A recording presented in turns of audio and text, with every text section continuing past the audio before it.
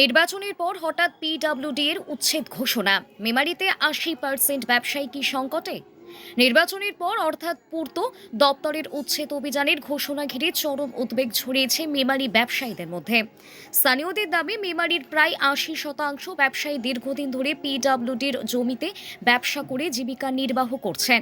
তাই আচমকা টোটোতে মাইকিং করে উচ্ছেদের ঘোষণা শুনে অনেকেই ভবিষ্যৎ নিয়ে দুশ্চিন্তায় পড়েছেন। ব্যবসায়ীদের অভিযোগ, কেন হঠাৎ এই সিদ্ধান্ত নেওয়া হলো তার কোনো স্পষ্ট ব্যাখ্যা এখনো মেলেনি। বিষয়টি জানতে বহু ব্যবসায়ী পিডব্লিউডি অফিসে গেলে সুনির্দিষ্ট কোনো উত্তর পাননি বলে দাবি করেছেন। ফলে ব্যবসায়ীদের মধ্যে ক্ষোভ ও অনিশ্চয়তা আরও বেড়েছে। এই পরিস্থিতিতে শুক্রবার বিকেলে পিডব্লিউডির উচ্ছেদ অভিযানের ঘোষণার প্রতিবাদে আন্দোলনে নামে সিআইটিইউ মেমারি ১ পূর্ব ও পশ্চিম এরিয়ার সমন্বয় কমিটি। বিকেল প্রায় ৩টে নাগাদ চকদিঘি মোড় থেকে একটি প্রতিবাদ মিছিল শুরু হয়ে দক্ষিণ মেমারি কৃষ্ণবাজার ঘুরে পিডব্লিউডি অফিসে পৌঁছয়। সেখানে পিডব্লিউডির অ্যাসিস্ট্যান্ট ইঞ্জিনিয়ারের হাতে একটি ডেপুটেশন জমা দেওয়া হয়। মিছিল ও প্রতিবাদ সভার জেরে কিছু সময়ের জন্য এলাকায় যান চলাচলে বিঘ্ন ঘটলেও মেমারি থানার পুলিশের তৎপরতায় পরিস্থিতি দ্রুত স্বাভাবিক হয়। প্রতিবাদ সভায় বক্তব্য রাখেন পীযূষ বিশ্বাস, সনৎ ব্যানার্জি। এছাড়াও উপস্থিত ছিলেন কৃষাণু ভদ্র, সঞ্জয় গুই, হাসিবুল মণ্ডল, অনিল মুখার্জি সহ অন্যান্য নেতৃত্ব।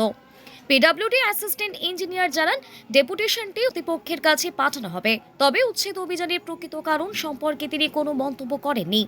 এখন প্রশ্ন উঠছে, নির্বাচনের পর হঠাৎ কেন এই উচ্ছেদ অভিযান? ব্যবসায়ীদের পুনর্বাসনের কোনো পরিকল্পনা রয়েছে নাকি শুধুই প্রশাসনিক পদক্ষেপ? এই প্রশ্নগুলির উত্তর এখনো অধরায়।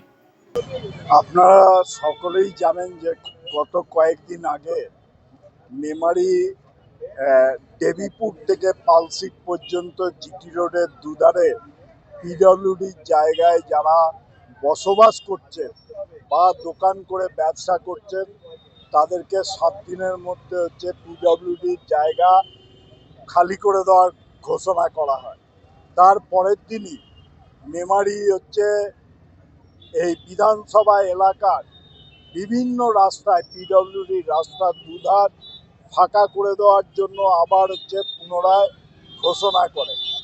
আমরা এই ঘোষণা শোনার পরে পিডব্লিউডি রোডস মেমারি সার্কেলের অফিসারের সঙ্গে, দায়িত্বপ্রাপ্ত আধিকারিকের সঙ্গে আমরা কথা বলেছিলাম। তিনি কোনো সদুত্তর আমাদের দিতে পারেননি।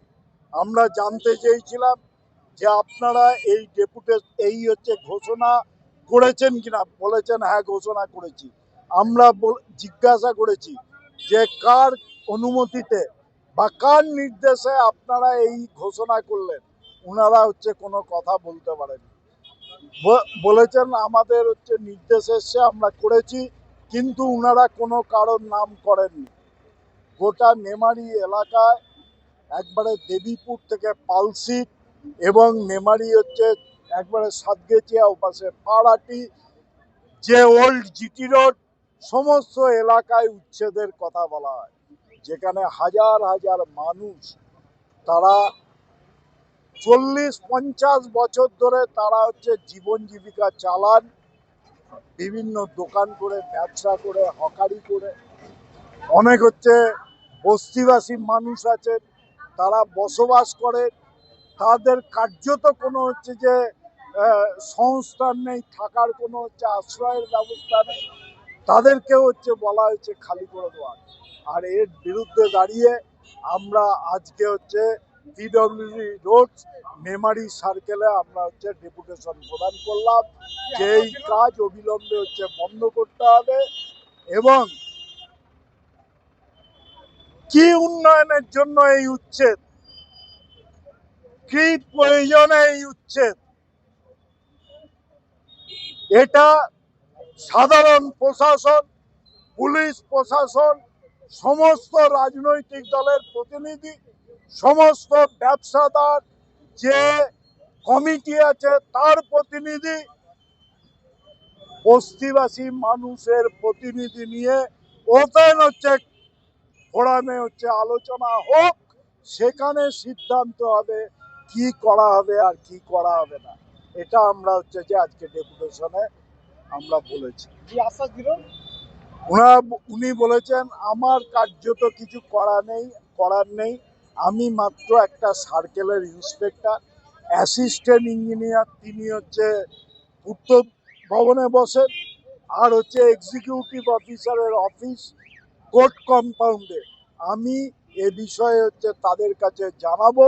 আমরা বলেছি 3-4 দিন বাদে আমরা এ ব্যাপারে আপনার কাছে খবর নেব, সদুত্তর হচ্ছে নিশ্চয়ই পাবো, এবং কোনো ডিসিশন নেওয়ার আগে নিশ্চয়ই ওপেন ফোরামে আলোচনা হবে। এটা হচ্ছে আমরা বলে এসেছি, আবেদন করেছি। এখন হচ্ছে কি হয় আমাদের সকলকে অপেক্ষা করতে হবে। বিশেষত একটা বিষয় বলুন, আপনারাও 34 বছর আপনারা শাসনভার চালিয়েছেন।